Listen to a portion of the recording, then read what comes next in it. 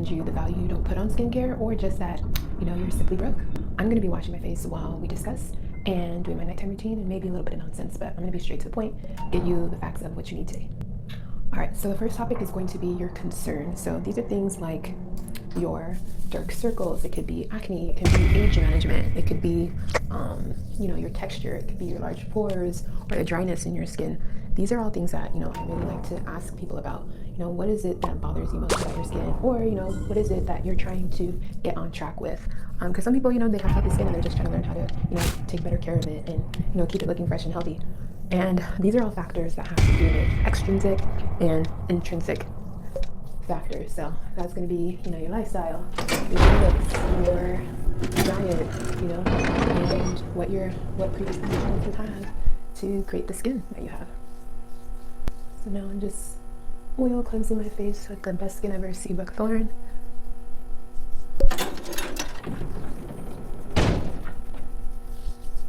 To keep my routine super simple, so I'm going to just go in with my on top of this and then rinse it off. So the other factor is going to be your skin type.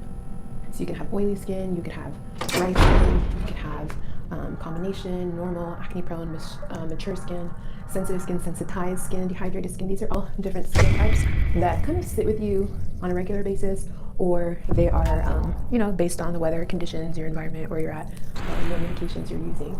And then the most important thing is you got to understand your skin concern based on your ethnic group, because whether you believe it or not, different ethnic groups have different physiological aspects of their skin. So transepidermal water loss is how water evaporates from your skin. Black people have more of that, troublesome factor with their skin. So you need to make sure that they're using things that include the water and hydration levels in their skin, or keeping that water content high. And then you have, Asian skin types that have that as well, but they're also very reactive to, products. So they can't use everything on their skin. Even though they have a good barrier function, they are highly reactive, or they have, not enough ceramide levels, different things like that. And then sometimes, depending on, the weather, you're gonna have different skin conditions. So right now in California, it's super hot, it's super humid, there's more moisture in the air, so you don't need to use as heavy of products on your skin or layer up too much, unless you naturally have, very dry skin and dehydration. And sometimes you just have, certain zones that are more troublesome. So people have an oily T-zone and everything else is normal, or they have a dry cheeks and whatnot. So everything can be different just depending on, your natural skin. Same with like traveling. Sometimes when you go to different countries, the weather is different, the smog or the clarity of the air is different. And then certain medications also take the moisture from your skin. So people who are on Accutane, you already know the struggle. You can distinguish what over-the-counter products you need, or when you need professional intervention or professional products. Right, so I just rinsed my face. So let's talk budget. Everybody values different things. So whether it's your car, your house, your clothes, jewelry, anything, you have a value of what your max is and what your minimum is. And I think also culture, you brought up, putting certain value on, different things. And, I can speak for Nigeria, I don't really put education first when it comes to skincare. And I'm trying to break that norm. And I think when it comes to, making purchases, I never judge, nor do I manage anybody's pocketbook. Look, I like to provide everybody with the best educated solution and all their options, and what's going to take you from X to Z the quickest, and what will take you a little bit longer, but you'll still see good results. So if you're dealing with certain conditions and you use professional products, at least, a couple, so that way, your condition can be addressed, and then after some time you can just kind of, maintain your results here and there with a combination of different types of, skincare products. This thing smells so bad. Whatever. Makes you look good. One thing I must say though is, like anything in life, you never want to go broke trying to look good or trying to be healthy, right? Because that's going to cause, more problems, and that's just irresponsible.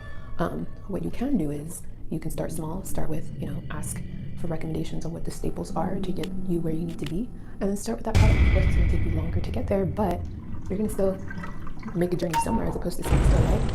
Another thing is research. Go to websites, go to the store, get your consultations, see what is necessary for you. Write down what it's going to cost to get either like a facial treatment or the products that you will need, and then allocate that money every month to your skincare. And then you don't have to worry about it or stress yourself. And if you're trying to invest towards an expensive treatment or an expensive product that you go through pretty quickly, use the right amount all the time. Don't use less because you're trying to ration it, because then you're not going to get to where you need to be.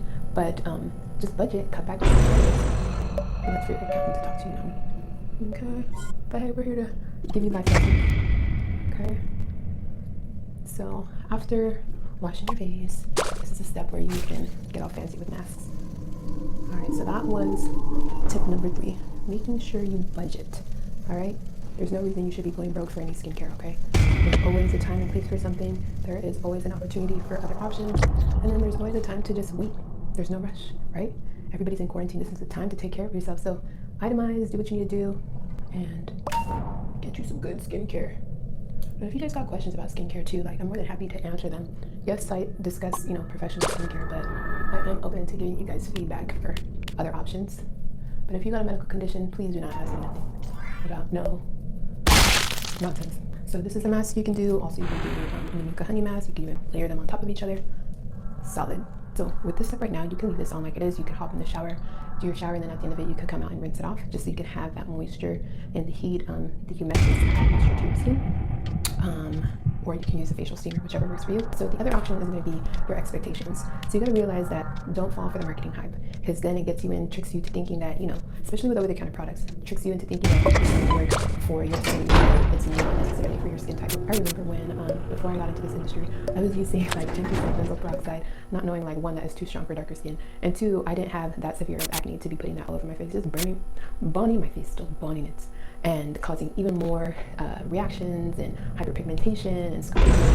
But thank God I learned. Besides that, you definitely want to not fall for the marketing ploy, okay? Learn to discern, what is actually beneficial and what is actually, marketing hype, right?